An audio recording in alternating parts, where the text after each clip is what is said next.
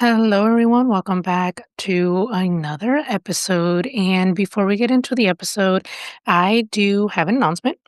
And the announcement is that I have officially joined the Dedicated Tax Pro family for the tax season of 2026. And I am helping to prepare taxes.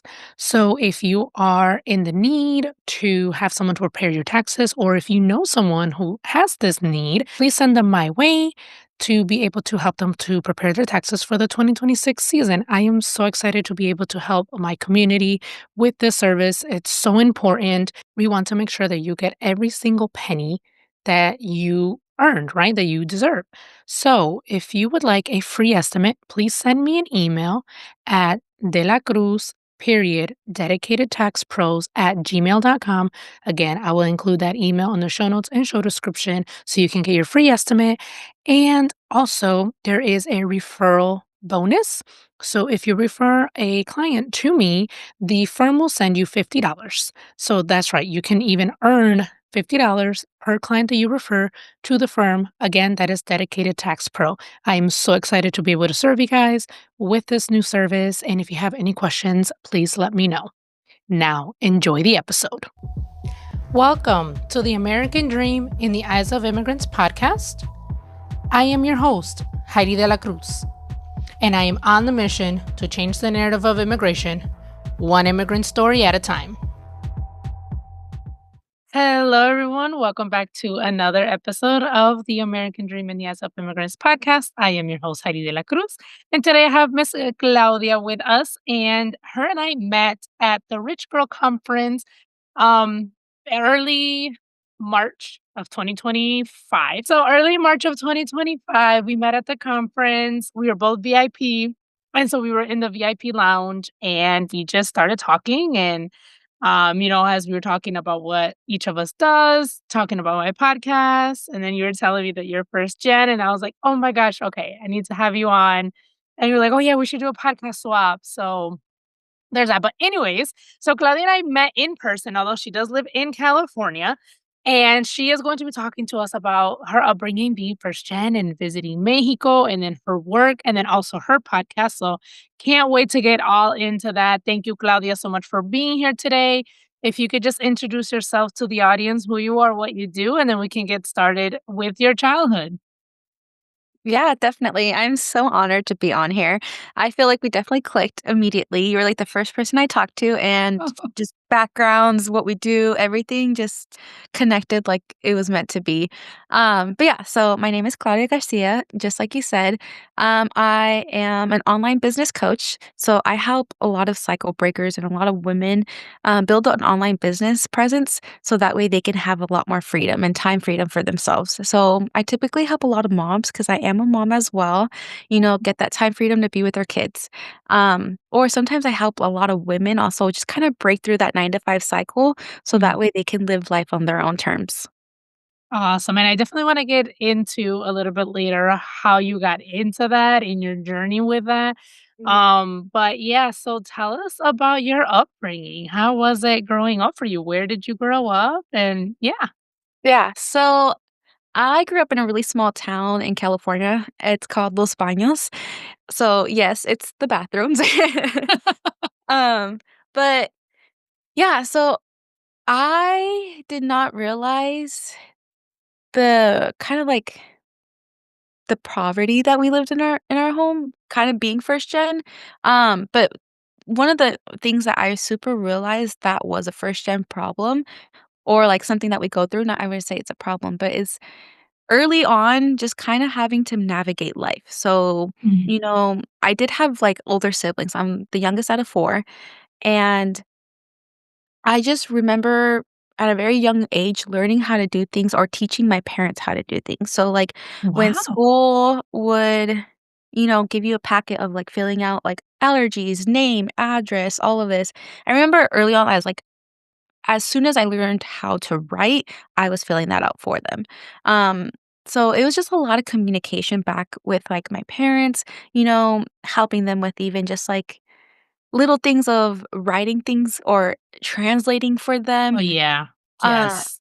Yeah, and that was always, like, so difficult because my sister has probably a more embarrassing story, but things that we kinda went through is my mom would have, like, a complaint, and we would have to translate to the other Oh person my about gosh, yes. a bill, and we're just like children ourselves, you know?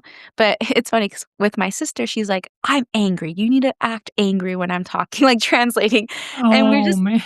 I just remember my sister and I be like, "I guess this is normal," and it wasn't until I was older on when I, like, you know, was on my own, how much more life skills I actually had because I had to learn those really early on, but also it also opened up my eyes of maybe some hidden traumas of having to, like, grow up a little bit more faster. Yes, for sure. Like you said, we were involved in adult making decisions very early on, having to fill out these forms for them, and yeah, like that definitely grows you up a lot quicker.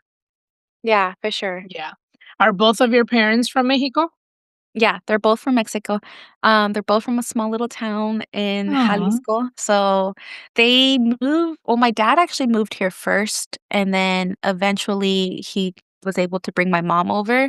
Um, but out of like the 4 children, only one of my brothers was actually like born in Mexico. So Mhm. growing up also, I kind of saw the different sides of, like, being really an immigrant or Yeah. technically an immigrant, compared to someone who was born here, so that's when I kind of, like, was kind of able to see both sides of the story, um, because I just like, my brother is somebody who I, like, look so much up to, um, don't tell him that because 'cause he'll get a big head.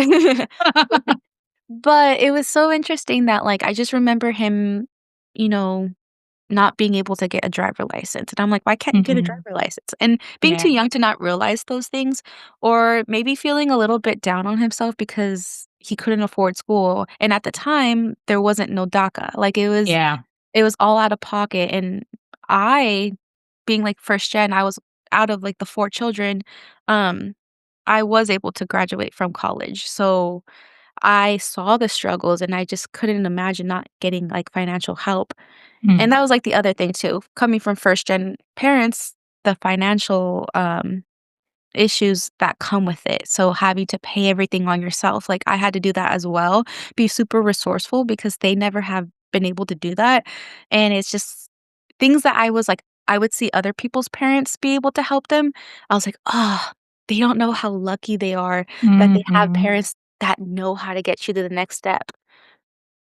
Wow. Oh my gosh, yes. You're bringing back memories of when I had to fill out the FAFSA and all these colleges applications, and it's just like, "What am I doing?" Like, I have Mhm. no idea. Yeah. There's so many memories. Okay. So, do you ever speak to your siblings about, like this, just in casual conversation, like, just, like, what first gen go through? Have you guys ever talked about that? Yes and no. Kind of I mean, we kinda, like, briefly talked about, like, what my brother had to go through. It was more Oh, because yeah. like, that was, like, in our face. Um, Yeah.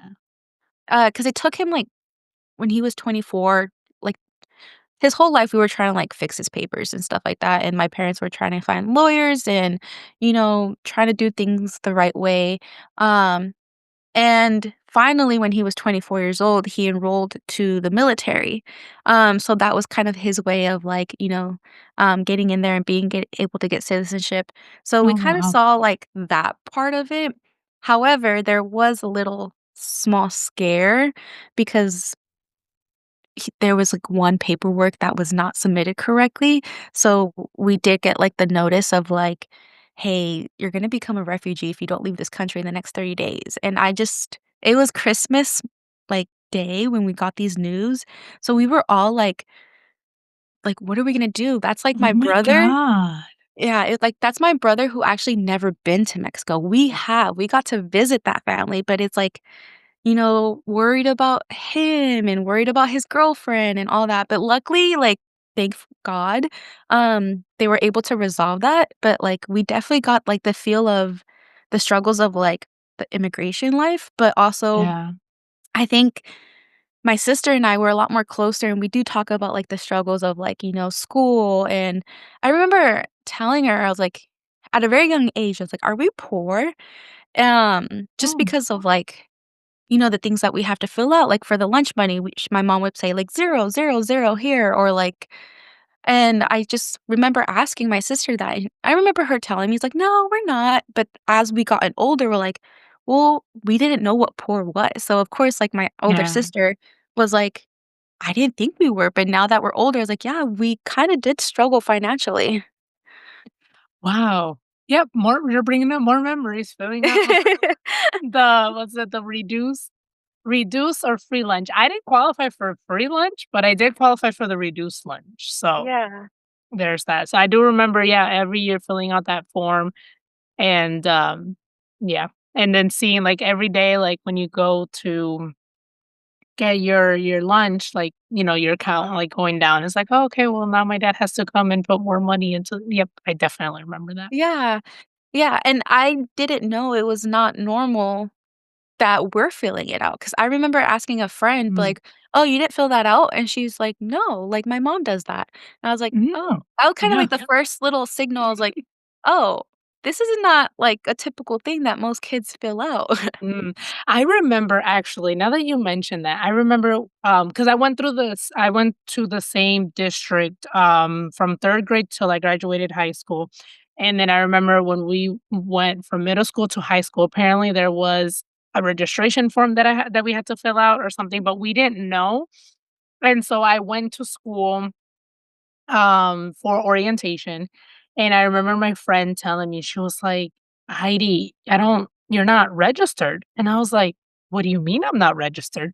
And she was like, "You're like not in the system. Did you fill out this form?" And then I was like, I started to cry because I couldn't understand what form she was talking about. Like, I just was like, "I don't know what you're talking about." Like, we never received anything, or if we did, we didn't know. So I was like, "Oh my god, am I not gonna be able to come to school here?"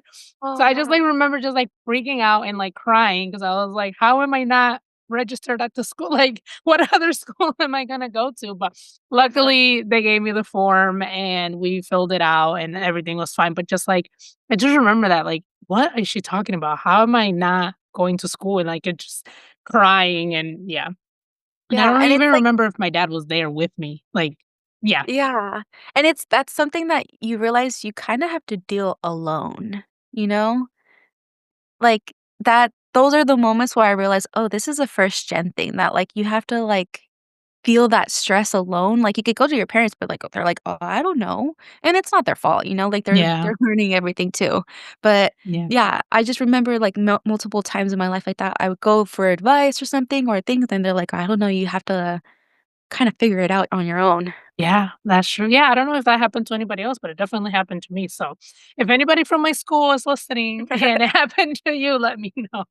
But oh my goodness. Okay, so tell us a little bit about school. So I'm not too familiar with the area that you mentioned that you grew up in. So let us know, me and the audience, like, is it very diverse? Is it not diverse? How was that like going to school? Was there a lot of Mexicans also, or how was that for you?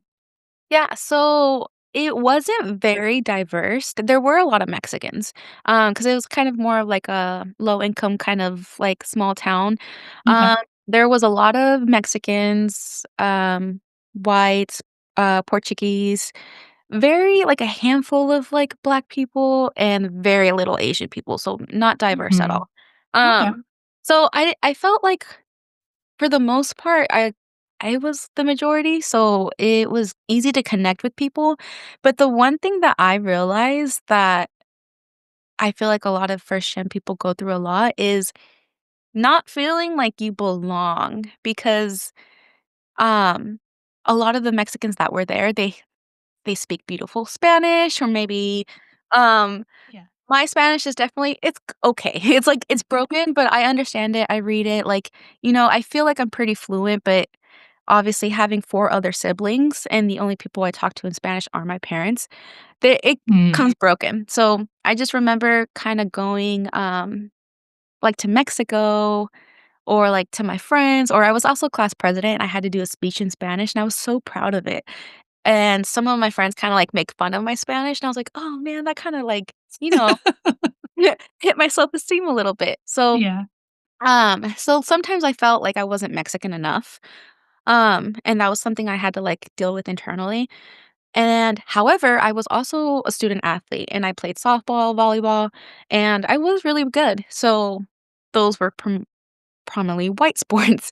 So when I would play like these sports and I would kind of be in that crowd, I felt like I wasn't American enough. I Mm, felt like kind of the balled out. So I was always trying to figure myself like where I belong. yeah. I had like a lot of friends. So it was definitely a lot of like an internal battle, but like I never felt like I was Mexican enough or American enough. And I was just trying to like figure out like why do I feel so different? That is actually very, very common, especially for first gen. Same thing, like when I go to the Dominican Republic, I'm not Dominican. Yo soy gringa, Yeah. and then it's like here, it's like, oh well, too Dominican to be American, So Yeah. it's actually a very, very common feeling. But like now when people ask me like, oh, where are you from? I just say I'm Dominican. Like I don't really Yeah. say anything else. But you mentioned going to Mexico, so tell us about that. Tell us about that experience, whatever you remember first time or I don't know how often you went, but tell us, about that. Oh, I loved it. Those were like some of my fondest moments of my childhood. I just remember I remember the first time I'd gone there, and I feel like I was, like, very young, and I don't Yeah. really remember a lot of my childhood, but, like, I just remember, like, Mexico was, like, my second home. Hi, Heidi here. Thank you so much for listening and supporting my podcast, but most importantly, the mission. If you would like to further support this podcast, there are a few ways you can do that. You can sign up for the newsletter. You'll receive the episodes straight to your inbox every time they drop. The link is in the show notes and the show description. You can subscribe to the podcast YouTube channel. And lastly, you can donate money. That link is also in the show notes and show description. If you would like to sponsor an episode or promote your business on this show, send me an email at Heidi at HeidiDelacruz.com. Thank you and enjoy the rest of the episode. Um, I just love the community, like, the small town, everybody's my aunt, everybody's my Yes. cousin, like, it was just so nice to go to somewhere where, like, there was just family everywhere. My tias would always, make some cena, and I would just kinda eat, like, there endless eating. My uncle, he owned, like, a little shop, so I would always hang out with him and my cousin, and I remember telling my mom, I'm like, "Mom, everything is free here," but it was because, they were a family and they were being so nice, but it was I just remember also having a more deeper appreciation when I would come back because I like Mm. the littlest things because when we were in Mexico, we would wash our hand like our not our hands, sorry, our clothes by hand, Oh, like wow. everything was a lot more rule. So Yeah. when you came back to the States, I was like, "Whoa," Yeah. like I feel like I'm a king over here or a queen over here and over there, but like I still sense like so much happiness, Like, Mm. it made me appreciate, like, you don't need, like, the big house or everything, like, it made me realize, like, you really need community and Yeah. family and, like, culture and being outside, and I think that was, like, my first sense of, like, loving to travel, Mm. um, just because it was more of, like, seeing a whole different way of living Yeah. and a sense of, like, appreciation for my parents as well to be like, "Wow, like, you were brave enough to leave this small town to go where we are now, and it took a lot of sacrifice, but I just remember my childhood being so, special. Like, I don't know, there's something about when you step into Mexico, you just feel like you belong there. Yeah. Yeah. Same thing like when I go to DR, it's just like, man, these are my peoples. This is like I'm home, even though I wasn't born there, but it's like, Yeah. no, I'm home. And so going on these trips to Mexico, like your brother wasn't able to go with you guys, right? No. Oh man, that must have been really tough.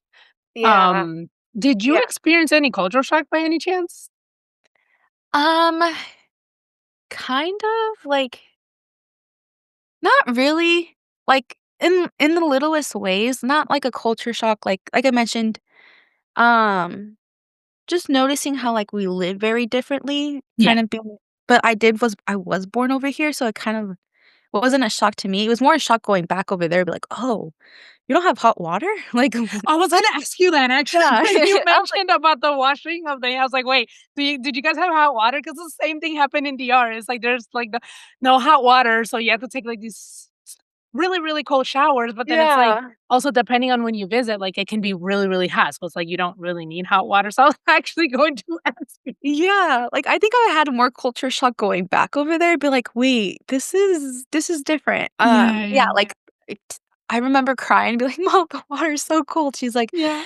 She's like, "Suck it up," like, little things like that, or I don't know, the culture shock I think would be just the pa like, um, at that time, now it's a little bit more developed or a lot more developed actually. Just there was no roads and it's all dirt, Mhm. and the culture shock of even just seeing kids drive cars in a young age or, like, having the mopeds and the scooters and the ATVs and, like, I was just like, "Whoa," like, people are free here, like, Yeah. there's no rules, no, like I think that was more of a culture shock of, like, "You're allowed to do that?" Or little things too of like, my dad would always or the normality of, like, kids being able to buy cigarettes or buy alcohol for their parents, that was like, Oh, que lo "What?" mandan what's it? We say lo mandan al colmado, so, like, Sí, just go to sí, the store, yeah. yeah, and my dad would be like when my dad would go there or, like, my uncle, like, "Oh, go get me this and this." I was like, "Me?" Yeah. Like, like, they're like, "Yeah, they'll give it to you." I was like, "Okay," and then so, it's just, like, little things like that, but Yeah. I think that was more of a culture shock to realize, like, "Oh, things are different over here." Mhm, for sure. Oh my goodness. So, let's talk about your business. So you are an online business coach for women. So how did that come about? Like what was your journey? And yeah, I love learning people's stories as to how they started that business because usually it's because of their own personal journey getting there. So yeah, tell us about that. How you got your business started. Oh, yeah. So it definitely started mainly because, I mean, I did the whole thing. I went to college. I did everything what people told me I was supposed to. I wanted to be the first one to graduate from college for my family. And then when I finally landed the teaching job, because I got a math degree and I was a math teacher, I loved my job, to be honest. I loved the students. I loved the teachers. I loved who I worked with. The only thing that made me question it is the moment I actually got pregnant with my son, and this was, like, around the time that COVID was happening. So, I was, secluded, pregnant, and I just had, like, a lot of thinking, like, "Do I really wanna do this for the rest of my life?" Especially because I saw how much we struggled, like and I was remember thinking like, "Okay, what's the highest I could get paid? Or what's, like, my life gonna look like in the next few years?" And it just didn't do an alignment, and I kinda started noticing the patterns that my parents did, I was repeating, Mm, and I really wanted to be that cycle breaker. Like, I didn't want to commute to a job that would pay higher, that's, like, in 2 different cities away just because it would pay more. Because to me, it's like, that's taking away time from my child, and I think that's something that my dad had to really have to sacrifice, especially being an immigrant, of, like, having mhm, to provide for a family of, like, 7, um, including himself, that always going to the next city to pay more or, like, having to sacrifice time away from your kids because you have to provide, and, you know, not having that quality time with us and always being tired from working because you have to work so much, and yeah, I just noticed that I was repeating those same patterns, and I just knew I had to make the change now before my son's, like, so much older that he realizes, like, that I'm not there. So I yeah, started looking like, what can I do that has like remote working or anything? And I just kept seeing like digital marketing pop up. And I was like, mm, what is this? And the more I went into it, I realized that there's different industries. So then I looked into high ticket affiliate marketing and I connected with a coach. Her name was actually Claudia too. And I connected with her because she was Latina.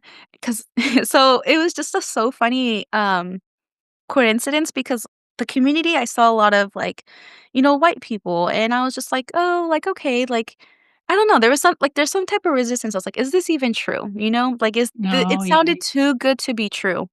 But then I saw my coach and she's a Latina. I was like, "Oh, so there are other people doing this."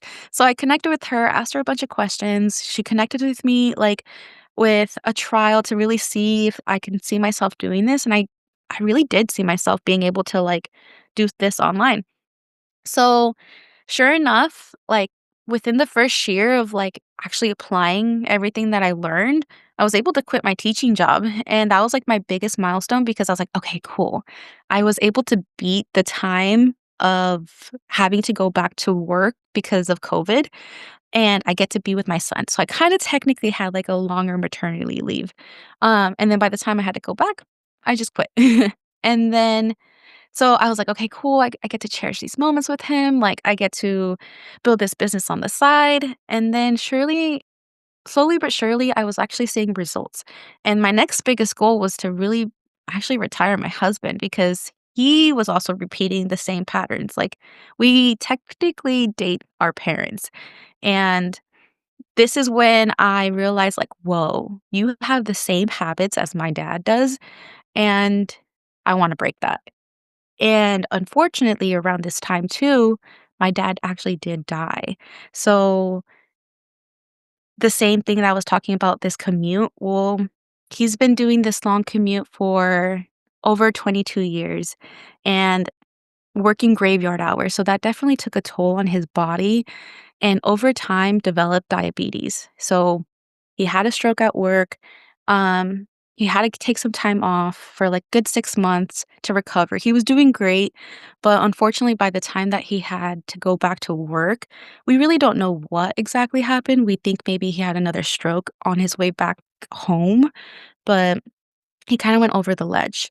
And that was kind of like the big eye opening of like that job kind of killed him, you know? And he had, like, only a year left of retirement.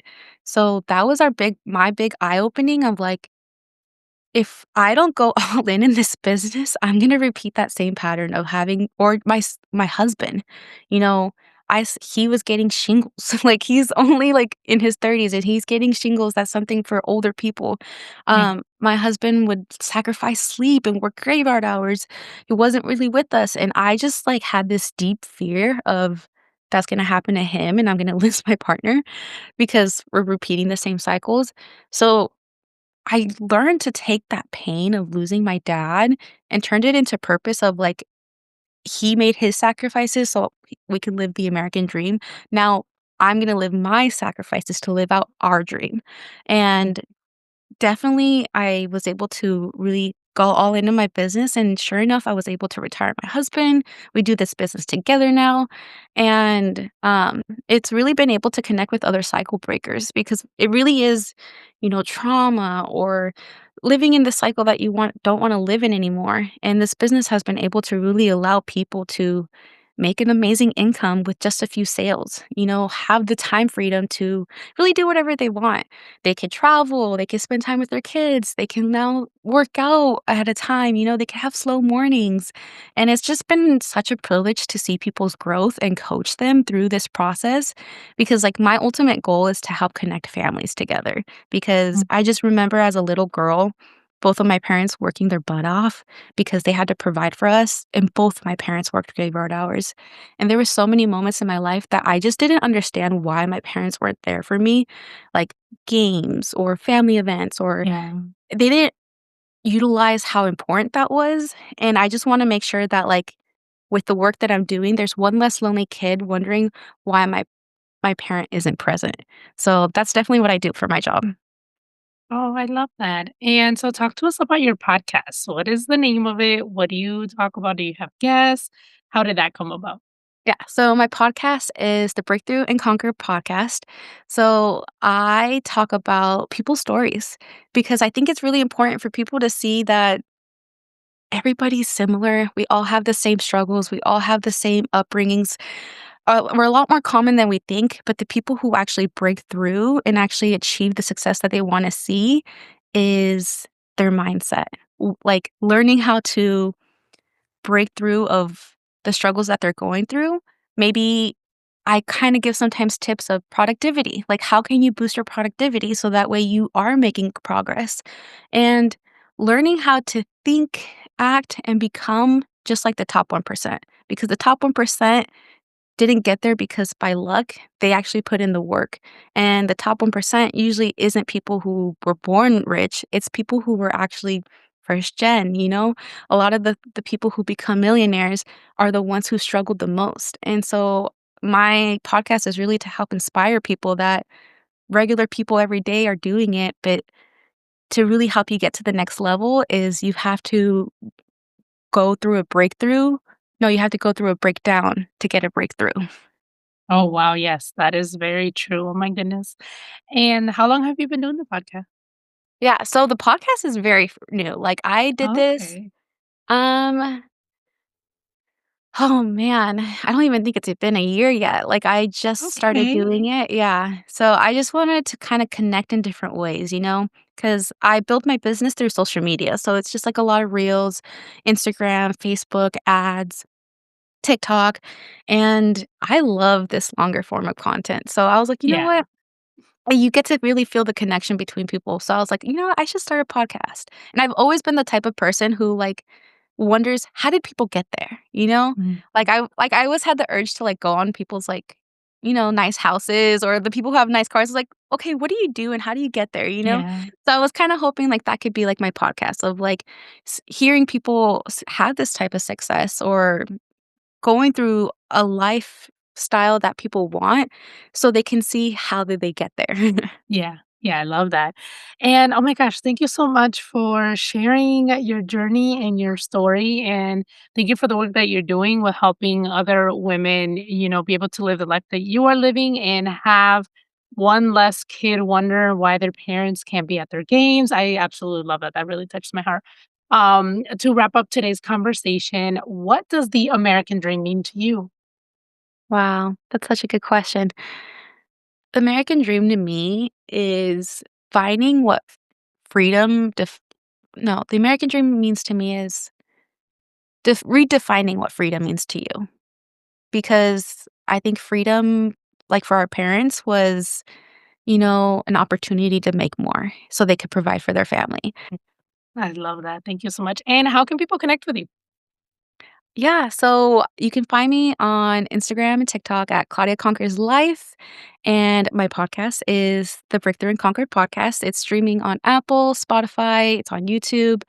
And yeah, if you want to learn more about what I do, like, and how I help women really transform their lives through a business that allows them to free up their time and have control of their finances, you can find that at www.claudiaconquers.com.